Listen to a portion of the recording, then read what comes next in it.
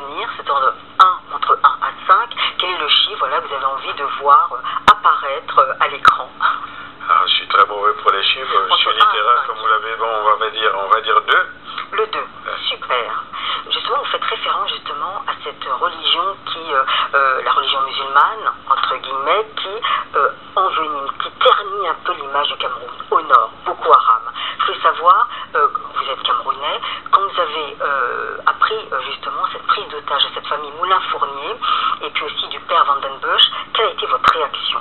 J'avais écrit, vous voyez, j'ai une vision particulière, pourvu que ça dure. Et j'aime bien quand les gens disent des choses à l'endroit.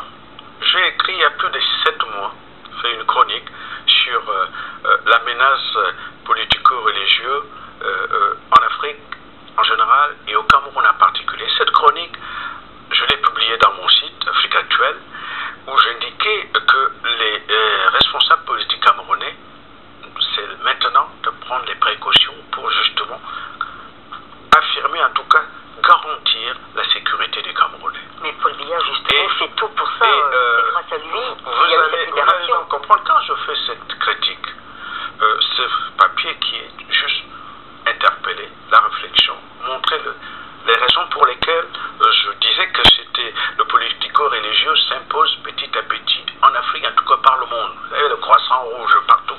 C'est-à-dire, si on écoute les islamistes, nous tous nous devons devenir musulmans. Ça, c'est la donnée générale. J'ai indiqué dans ma chronique en disant, attention, voilà ce qu'il faut faire. Cette chronique qui existe. Seulement au Cameroun, on explique que c'est un fait mineur. Or, le Boko Haram est déjà, quand vous êtes dans un pays comme le Cameroun, c'est un pays qui est menacé, qui est fragilisé, sauf que les politiques ne disent pas franchement les choses. Vous avez au Tchad, c'est pas stabilisé, vous avez la Centrafrique, vous avez le Mali. Tout ce qui se passe autour, Centrafrique, Mali, donc il ne peut pas y avoir à un moment donné l'exception camerounaise, ça n'existe pas.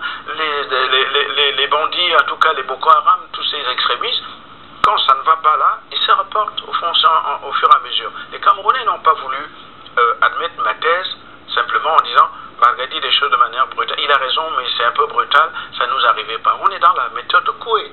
Les Camerounais ou la direction des affaires au Cameroun a tort de minorer les dangers qui vont à terme fragiliser la sécurité camerounaise. Quand j'ai dit tout à l'heure le fait que le devoir que le président Paul Biya a à faire, ben oui, renforcer l'unité nationale, ce qui n'est pas de fait.